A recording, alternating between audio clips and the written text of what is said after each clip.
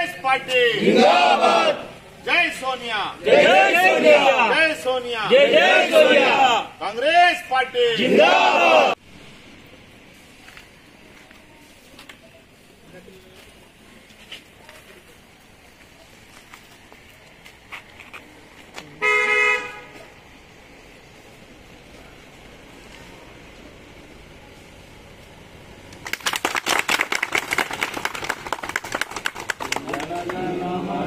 अधिनायक जय हे भारत भाग्य विधाता, पंजाब सिंध गुजरात मराठा द्राविड़ उज्जल गंगा विंध्य हिमाचल। तेलंगाना तल्ली सोनिया गांधी नायकत्వం,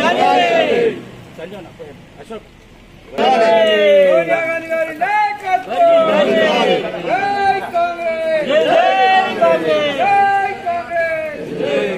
తెలంగాణ అమరవీరుడు అమృత్ గారికి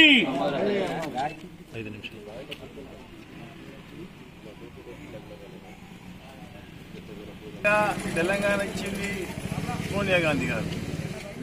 ఇద్దరు పార్లమెంట్ మెంబర్లతో తెలంగాణ రాలేదు. కానీ కేసీఆర్కి అది లక్ కుదిరింది, అదృష్టం కుదిరింది. అదృష్టంతో తెలంగాణ నేను తెచ్చిందనే భావం చెప్పారు. కానీ వారు సోనియా గాంధీ దగ్గరికి పోయి వారి కుటుంబ సభ్యులందరూ కలిసి మొత్తం పోయి కలిసి చెప్పి అమ్మ తల్లి నువ్వు ఇచ్చావు సోనియా గాంధీ గారు అని చెప్పారు.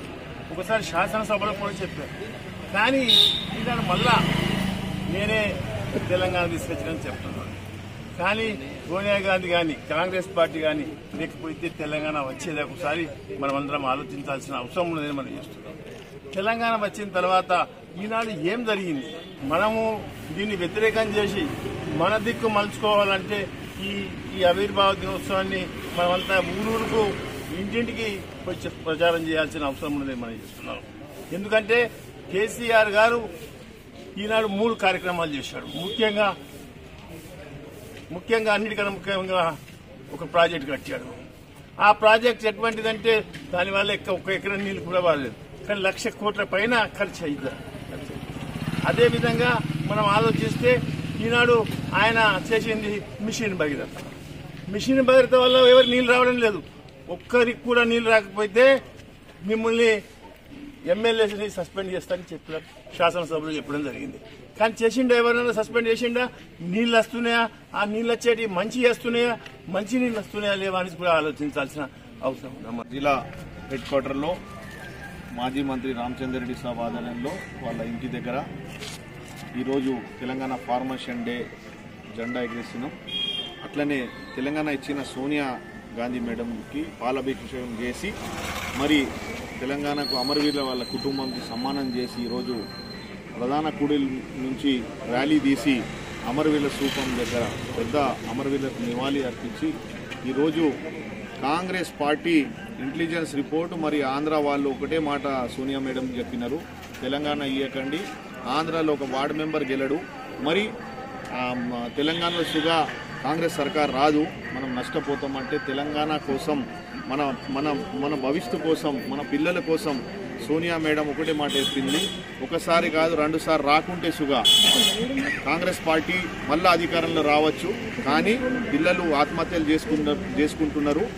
తెలంగాణ అమరవీరుల కోసం నేను ఈ తెలంగాణ ఇస్తున్నా అని చెప్పింది.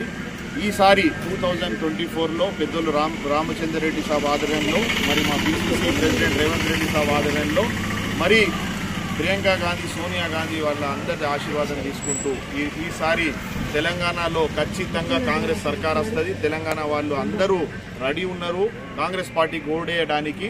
2024లో కొత్త ప్రభుత్వం ఏర్పడుతుంది, అది బహుమతిగా సోనియా మేడంకి ఇస్తాం. అందరికీ కార్యకర్తకు, ఆదిలాబాద్ జిల్లా ప్రజలకు, ఆదిలాబాద్ కాన్స్టిట్యూన్సీ ప్రజలకు, ముఖ్యంగా మా ఆదిలాబాద్ కాన్స్టిట్యూన్సీ ప్రజలకు అందరికీ తెలంగాణ ఫార్మేషన్ డే శుభాకాంక్షలు. సందర్భంగా ధన్యవాదాలు తెలియజేస్తూ తెలంగాణ ఉద్యమంలో యువకులు సమాజంలో నివసిస్తున్నటువంటి ప్రతి ఒక్కరూ పాల్గొని తెలంగాణ పోరాటం చేసి తెలంగాణ సాధించుకున్నాం.